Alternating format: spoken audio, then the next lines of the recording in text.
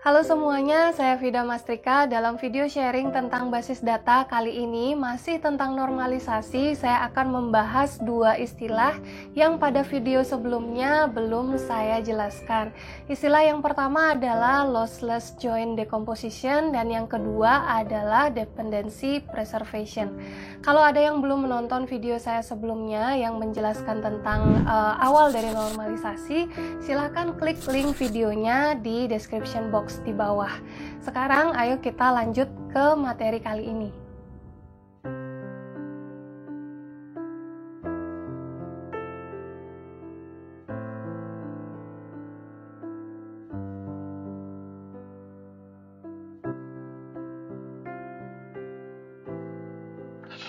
Oke, di video sebelumnya saya bercerita tentang yang namanya dekomposisi tabel ya.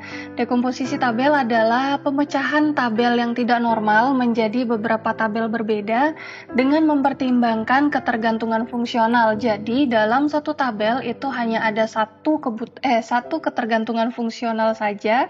Dan sebuah tabel yang memiliki banyak ketergantungan fungsional itu pastinya bukan tabel yang baik untuk basis data. Oke. Di video yang sebelumnya saya juga bercerita tentang ada dua istilah ya, ada lossless join decomposition dan juga ada dependency preservation. Akan saya jelaskan sekarang ya. Jadi lossless join decomposition itu adalah dekomposisi atau pemecahan tabel yang benar itu terjadi jika tabel hasil dekomposisinya digabungkan kembali itu dapat menghasilkan tabel awal sebelum didekomposisi. Jadi kalau kalian ingin memecah tabel itu nggak sembarangan ya. Pastinya nanti kalau di-join kembali atau digabungkan kembali harus bisa menghasilkan tabel awal yang tidak normal tersebut. Nah, kenapa seperti itu? Karena tabel yang tidak normal itu adalah sumber dari data kita ya. Kalau kita pecah terus datanya menjadi salah, berarti kita salah memecah tabel dong ya. Nah, makanya tabel yang kita pecah itu harus bisa disatukan kembali dan kembali ke bentuk awalnya yang tidak normal tersebut. Itu dekomposisi yang benar ini disebut dengan lossless join decomposition. Ya. Oke, dekomposisi berdasarkan kebutuhan fungsional. Ini kita sampai di sini ya di video yang terakhir. Tabel yang tidak normal adalah ini ketergantungan fungsional yang kita lihat di sini atau yang saya tentukan ada 5. Berarti kita bisa kira-kira memecah tabel ini menjadi 5 tabel yang berbeda berdasarkan ketergantungan fungsionalnya. Oke, dekomposisi tabel berdasarkan kebutuhan fungsional. Nama mahasiswa ini bergantung dengan NIM-nya, berarti ada satu tabel mahasiswa misalnya, isinya adalah NIM dan mahasiswa. Di sini nama mahasiswa ini bergantung pada NIM. Setelah itu ada tabel mata kuliah, yang dimana nama mata kuliah ini bergantung pada kode mata kuliah. Setelah itu kita punya tabel nilai misalnya, di mana NIM dan kode mata kuliah itu akan menentukan nilai value dari atribut nilai. Setelah itu kita punya tabel dosen dengan ketergantungan fungsional nama dosen itu tergantung pada NIDN-nya. Setelah itu kita punya tabel mengajar misalnya, yang kita dapatkan dari NIDN yang tergantung pada kode mata kuliahnya. Di sini diasumsikan bahwa satu dosen itu terus mengajar mata kuliah tertentu ya. Berarti ini adalah dekomposisi tabel kita berdasarkan kebutuhan fungsional. Ketergantungan fungsional. Salah terus nih. Ada 5 ketergantungan fungsional dan kita memecahnya jadi 5 tabel. Apakah sudah cukup sampai di sini? Belum ternyata. Coba kita lihat lagi tabelnya ini apakah masih ada kekurangannya atau emang sudah pas. tentu masih ada kekurangannya. Kekurangannya itu adalah masih adanya pengulangan informasi di tabel-tabel tertentu. Nama Ari masih disebutkan 2 kali, nama Budi disebutkan 2 kali, MK01 masih disebutkan 2 kali. Yang ini kombinasinya sepertinya sudah berbeda semua. Di sini nama dosen Citra dengan NIDN 0703 disebutkan 2 kali. Setelah itu ini juga disebutkan 2 kali kombinasinya. Berarti yang duplicate ini bisa kita hilangkan. Langsung dihilangkan aja, iya, karena ini tidak akan berefek kemana-mana ya. Jadinya tabelnya akan seperti ini. Mahasiswa yang kita punya ada 2, kita sebutkan sekali aja. Mata kuliah yang kita punya ada 3, kita sebutkan masing-masing 1 kali. Yang ini kebetulan kombinasinya semuanya berbeda. Nama dosennya ada 3, setiap dosen kita sebutkan 1 kali.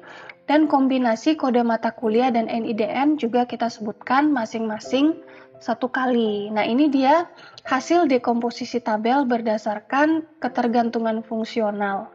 Nah, tabel yang ini tentu akan lebih baik menjadi tabel basis data dibandingkan tabel yang tidak normal tadi itu ya. Misalnya kita mau ubah nama mahasiswa Ari menjadi Ari, kita hanya perlu mengubah 1 row ini aja. Kita nggak perlu mengecek di bawahnya lagi apakah ada NIM 001 dengan nama Ari atau enggak. Kita cuma perlu mengubah 1 kali saja. Misalnya kita mau tambah mata kuliah baru nih, MK25, namanya adalah EF. Kita cuma tinggal tambah di tabel mata kuliah aja.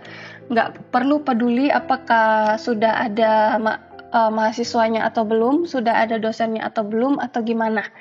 Nah, itu contohnya ya. Jadi, dekomposisi tabel ini jauh sudah lebih baik daripada tabel yang tidak normal kemarin itu ya.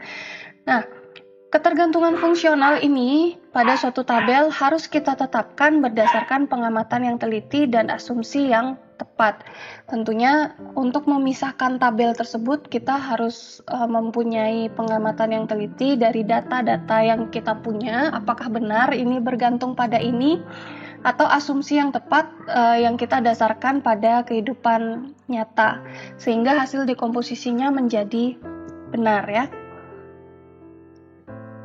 Oke, yang kedua istilah yang di video terakhir adalah dependency preservation, pemeliharaan ketergantungan. Ketika melakukan perubahan data atau insert, update, ataupun delete itu harus bisa dijamin agar perubahan tersebut tidak menghasilkan inkonsistensi data yang mengakibatkan ketergantungan fungsional yang sudah benar dan sudah kita tentukan menjadi tidak terpenuhi. Oke, ini contohnya misalnya perubahan data di tabel yang tidak normal, saya pakai nama Ari lagi ya. Ari ini menjadi Ari.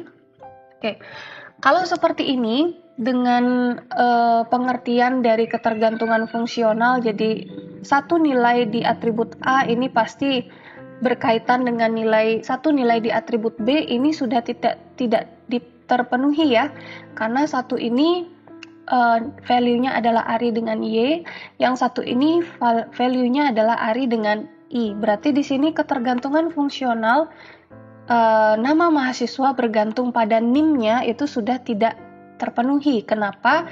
Karena value yang ini dengan NIM 001 berbeda dengan value yang ini dengan NIM yang sama. Berarti kita tidak bisa bilang nama mahasiswa itu tergantung dari NIM-nya karena value untuk NIM 001 itu berbeda-beda gitu ya. Sedangkan di perubahan di tabel normal ya, sama seperti yang saya contohkan tadi, misalnya kita mengubah Ari, nah hanya satu row saja yang terefek, jadi ketergantungan nama mahasiswa dengan NIM-nya itu masih terjaga karena tidak ada yang kelupaan kita update lagi di bawah-bawahnya. Kita hanya perlu mengupdate satu kali saja, jadi dependensinya masih bisa kita jaga. Oke, terima kasih untuk kalian yang sudah menonton video ini sampai terakhir. Kita sudah belajar tentang dasar-dasar dari normalisasi ya. Ada beberapa yang bisa dilakukan, yaitu dekomposisi tabel. Tapi untuk dekomposisi tabel kita pun nggak boleh sembarangan ya. Harus menerapkan lossless join decomposition dan juga dependency preservation. Untuk beberapa video selanjutnya, saya akan masih di topik normalisasi. Saya akan membahas tentang first normal form, second normal form, dan third normal form. Sampai bertemu di video saya yang selanjutnya.